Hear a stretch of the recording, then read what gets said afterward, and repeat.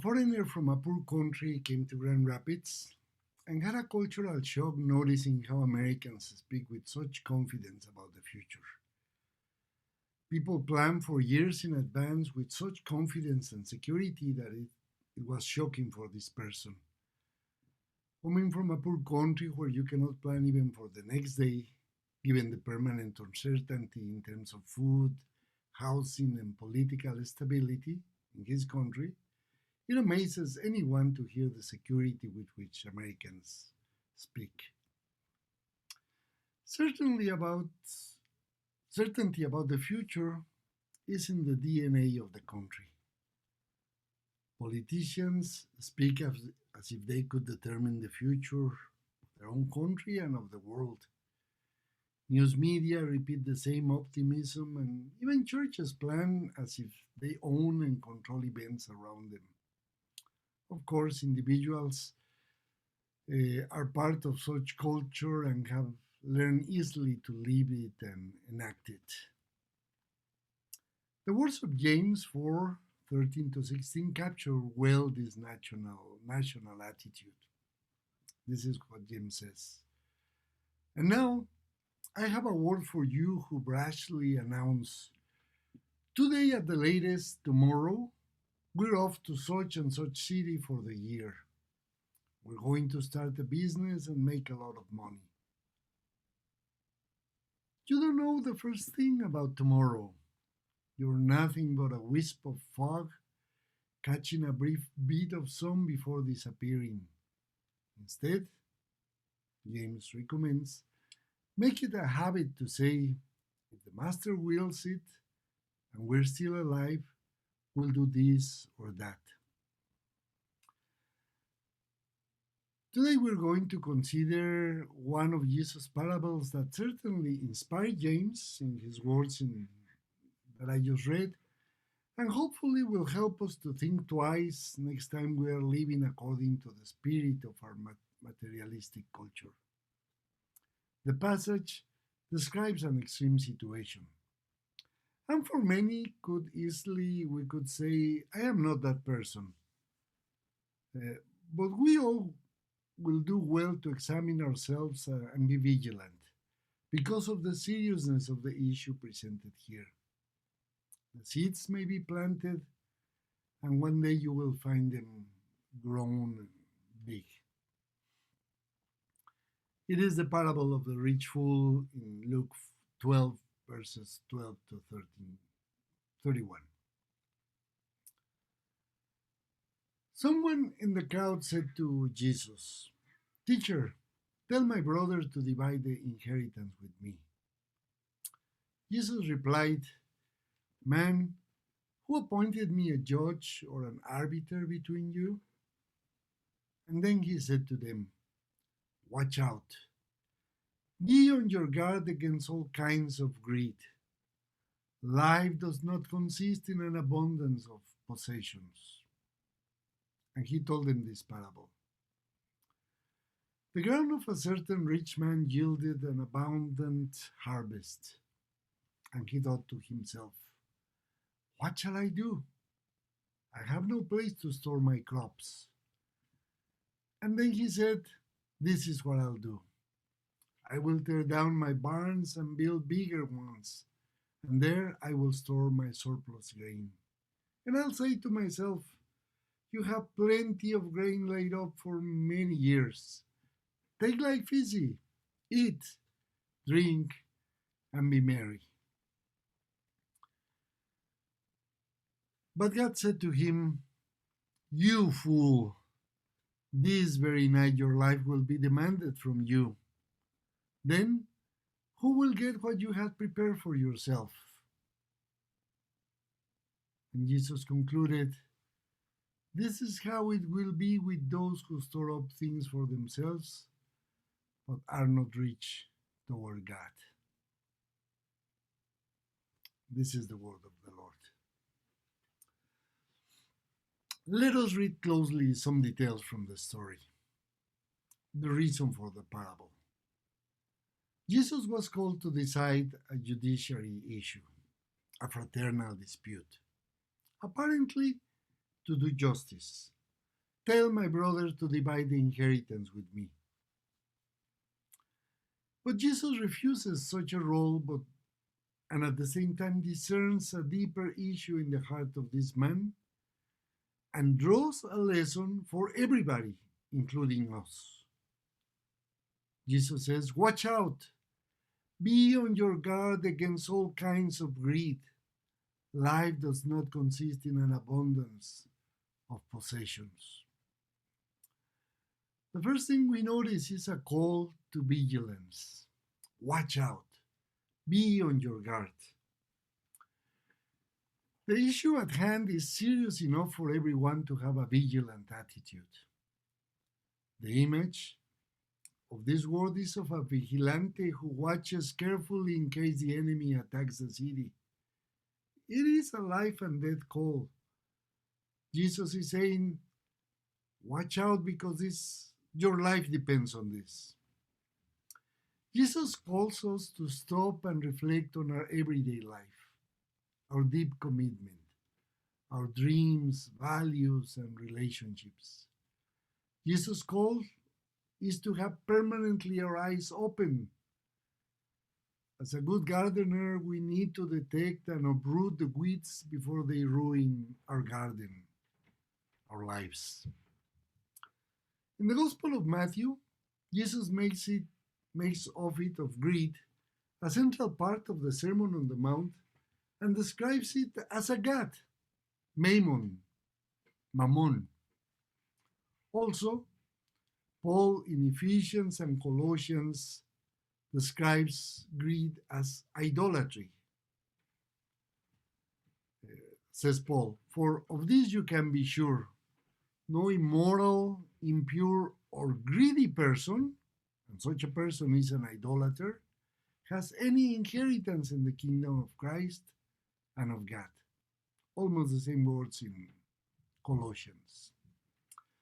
So let's think about the core significance of greed. It is not just another sin. Greed goes to the core of life and values. It affects our hearts in a serious way. It defines who we are and how we live, for what we live, and how we understand the meaning of life. It is so serious that people's lives move around it.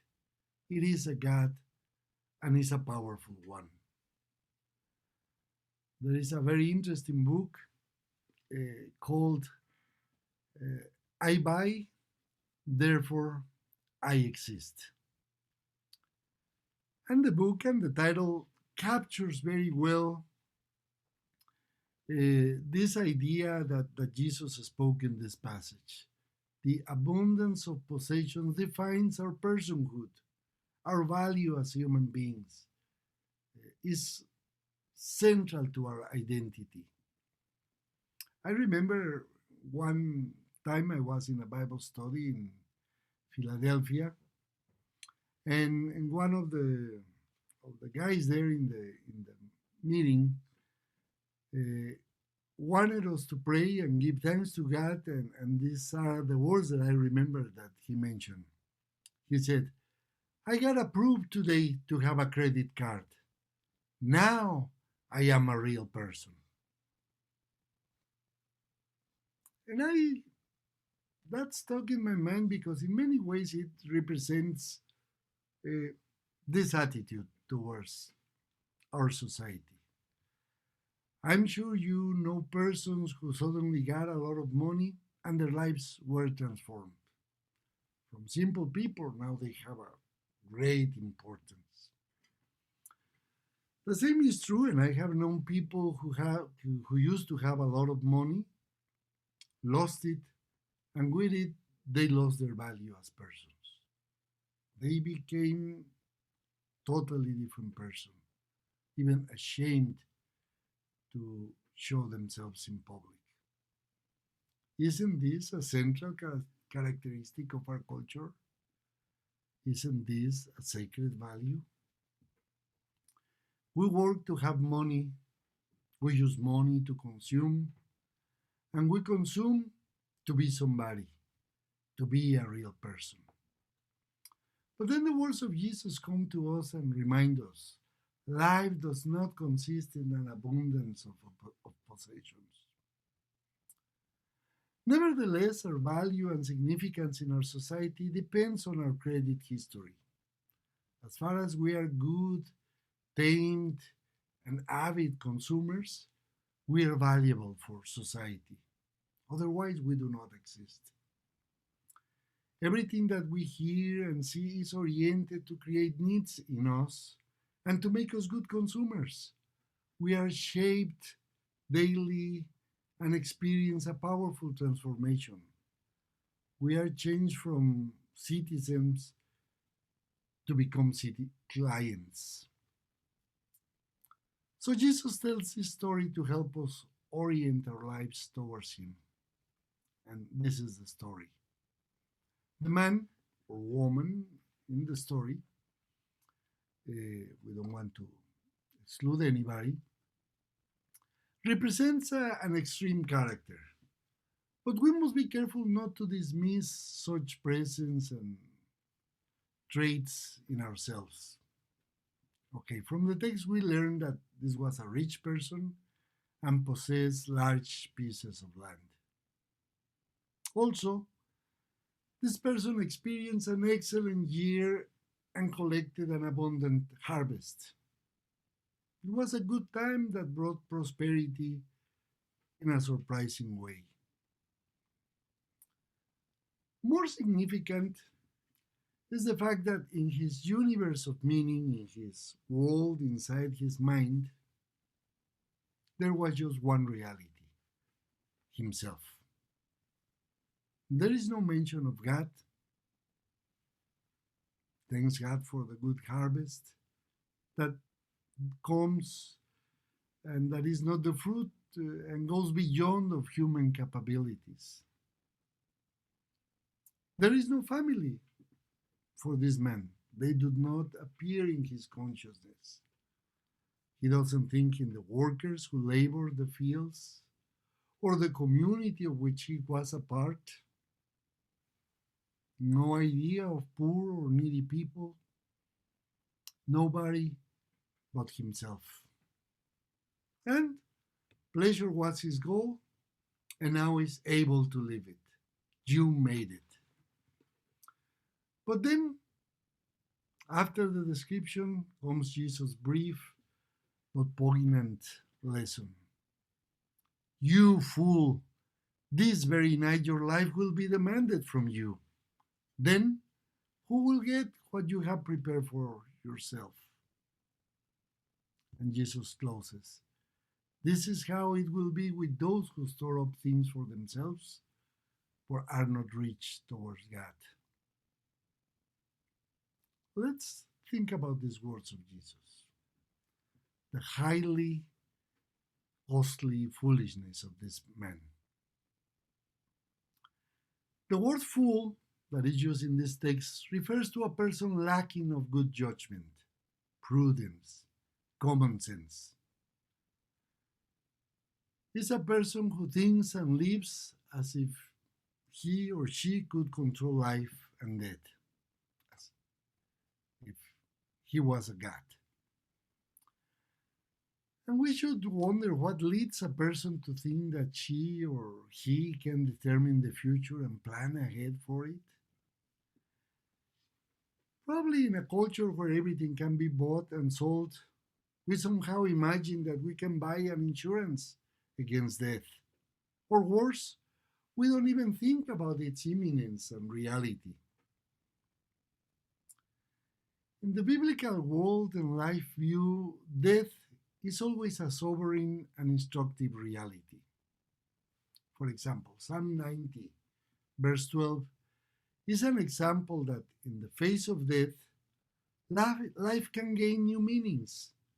Relationships are much more appreciated, and our value system suddenly aligns, and we see life with new eyes. Moses said, "Teach us to number our days, so that we may gain a heart of wisdom." What is troubling with this person in the parable is that such thought never crossed his mind. The God of greed is cruel and abandons us when we more need it. Having gold when you are in the wilderness dying of thirst does not help you at all. Greed is incompatible with Jesus and his kingdom. It is a failure to take God seriously and as Lord of our lives.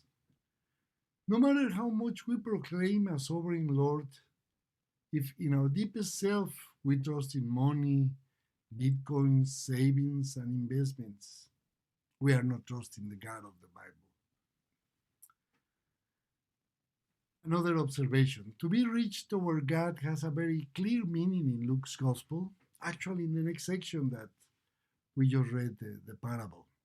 And Jesus explains it for us. Verse 32, do not be afraid, little flock, for your Father has been pleased to give you the kingdom. Therefore, sell your possessions and give to the poor. Provide purses for yourself that will not wear out, or treasure in heaven that will never fail, where no thief comes near and no moth destroys. For where your treasure is, there your heart will be also. So there's a basic meaning, and I encourage you to read more the passage. But there are two basic ideas to be rich towards God. One is to trust in God in terms of your everyday life. And the second, very important, to be generous towards those in need. That is what makes us rich towards God. The following modern version of the parable we just read, that Jesus taught to question the greed of his contemporaries and ourselves, help us to be vigilant and critique the values we uphold as sacred. So here it goes, a contemporary version. One among the people said, Jesus, my brother is the executor of our father's estate. Tell him to give me my share of our inheritance. But Jesus said, listen, man, what's that got to do with me? But then Jesus saw more deeply and said to everyone, watch out for the insatiable appetite that so commonly happens in our society to possess more and more consumer goods. Man's full realization does not depend on what he owns, he or she. Life itself is infinitely more important than the things made for the aim of enjoying life. Be careful not to get caught up in always wanting more. And he gave to all of them and to us an example. There was a person who was very successful in her career. So started thinking, what does the future hold for me? I can get more promotions at work. I kill myself working to make sure I have a good financial position. I own a luxurious apartment in downtown Grand Rapids. Gentrification works for people like me. I paid off my lake house and all my credit cards. I own the sports car of my dreams. I got a good bank account and a few considerable investments. I can't ask anything else from my career. I accomplished what I set out to do professionally. I'm financially set, I'm debt-free, I'm living the American dream. So what's next? And he thought, I know. I'm quitting my job to buy liens, Bitcoin that give good returns. I'll grow my money passively. I mean, Look how far we've come on the evolutionary ladder. We went from fleeing from mastodons and wildcats to sending missions to other planets and offering knowledge and resources via satellite to the entire planet. We are slowly moving away from illness, and they even say that DNA and stem cell research could make it so people can live indefinitely in good health. Not that humanity doesn't have its issues, but I mean, we are on our way to solving extreme poverty worldwide, right? Something that the greatest problem is poverty in underdeveloped countries. I believe, nonetheless, that development is just a matter of time for those countries. It all depends on how willing they are to open up their doors to the investments of industrialized countries. With investments come new techniques, along with job sources and consumer goods. The ghost of backwardness will be eliminated by the economic miracle of foreign assets, of globalization, of the Pax Americana. Mass exodus in war-torn regions has created refugee and immigration crisis, not to mention the environmental and water issues. But it's not something I can fix. In the 21st century, we have to create our own destiny, and the tools are widely available. Anyone can be prosperous if they pull themselves up by their bootstraps. I did it.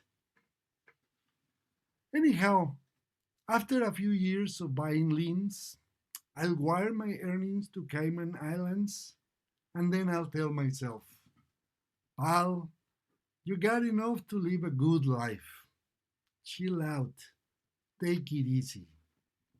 Enjoy going out, eating at nice places, drinking your favorite single malt scotch or margaritas.